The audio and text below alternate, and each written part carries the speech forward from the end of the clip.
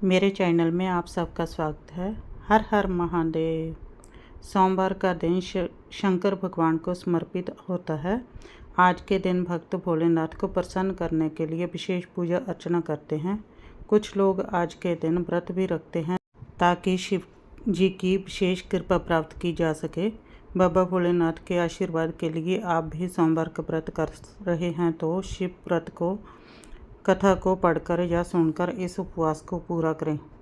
सोमवार व्रत की विधि। नारद पुराण के अनुसार सोमवार व्रत में व्यक्ति को प्रातः स्नान करके शिव जी को जल और बेलपत्र चढ़ाना चाहिए तथा शिव गौरी की पूजा करनी चाहिए।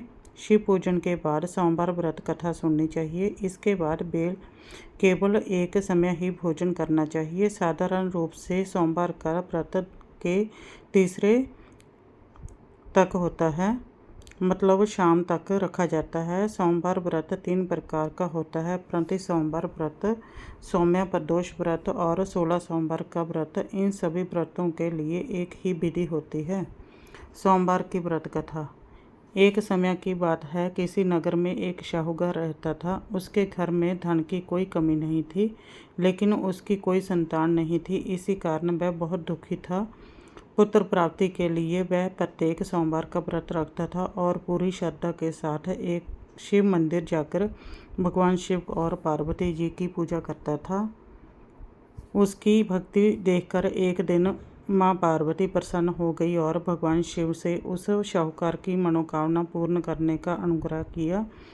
पार्वती जी की इच्छा सुनकर भगवान शिव ने कहा कि हे पार्वती, इस संसार में हर प्राणी को उसके कर्मों का फल मिलता है और जिसके भाग्य में जो हो उसे भोगना ही पड़ता है।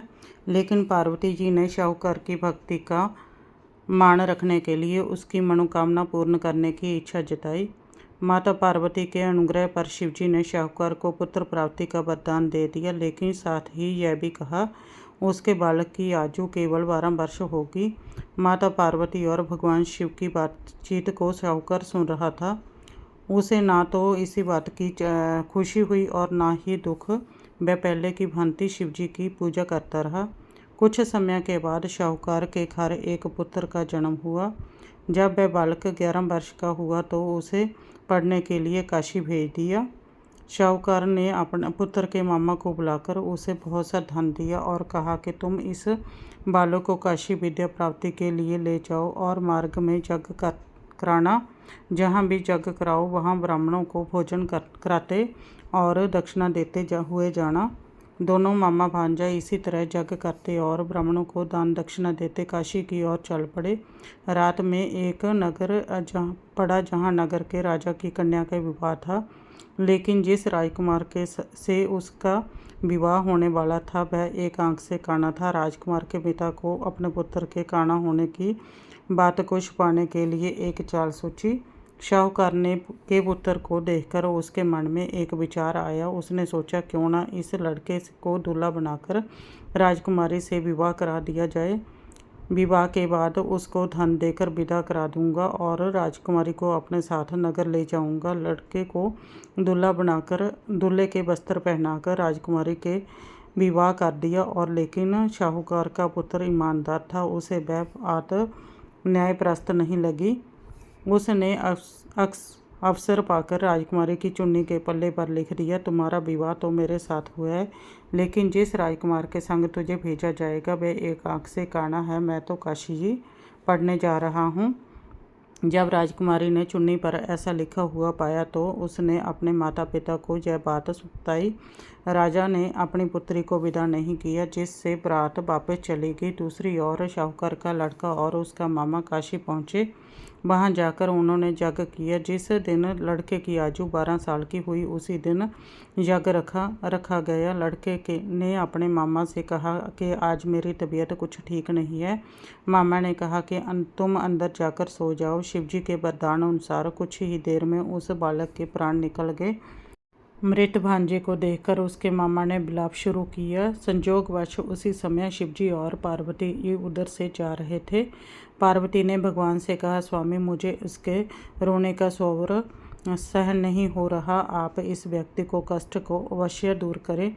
जब शिवजी मृत बालक के समीप गए तो वह बोले कि यह उसी शाहूकार का पुत्र है जिसे मैंने 12 वर्ष की आयु का वरदान दिया था। अब इसकी आयु पूरी हो चुकी है, लेकिन मृत भाव से विभोर माता पार्वती ने कहा कि महादेव, आप इस बालक को और आयु देने की कृपा करें, और अन्यथा इसके वियोग से इसके माता पिता भी तड़प तड़प कर मर जाएंगे। माता पार्वती के अनुग्रह पर भगवान शिव ने उस लड़के को जीवित होने का वरदान दिया।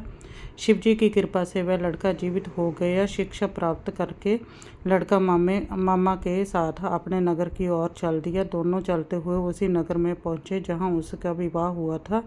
उस नगर में भी उन्होंने यज्ञ का आयोजन किया। उस लड़के के ससुर ने उसे पहचान लिया और महल में ले जाकर उसकी खातिरदारी की और अपनी पुत्री को विदा कर दिया।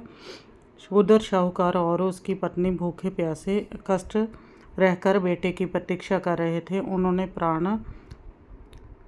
प्रण कर रखा था कि यदि उन्हें अपने बेटे की मृत्यु का समाचार मिला तो वह भी प्राण त्याग देंगे, परंतु अपने बेटे को जीवित होने का समाचार पाकर वे बेहद प्रसन्न हुए। उसी रात भगवान शिव ने व्यापारी के स्वप्न में आकर कहा, हे श्रेणी, मैंने तेरे सोमवार के व्रत करने और व्रत कथा सुनने से प्रसन्न होकर तेरे पुत्र को लंबी आयु का वरदान दिया है। इसी प्रकार जो कोई सोमवार व्रत करता है या कथा सुनता है और पढ़ता है, उसके सभी दुख दूर होते हैं और समस्त मनोकामना पूर्ण होती है। आप सबको मेरे इस कथा को सुनकर जो अच्छा लगा हुआ तो मेरे चैनल को सब्सक्राइब करें और लाइक शेयर करें। हर हर महादेव।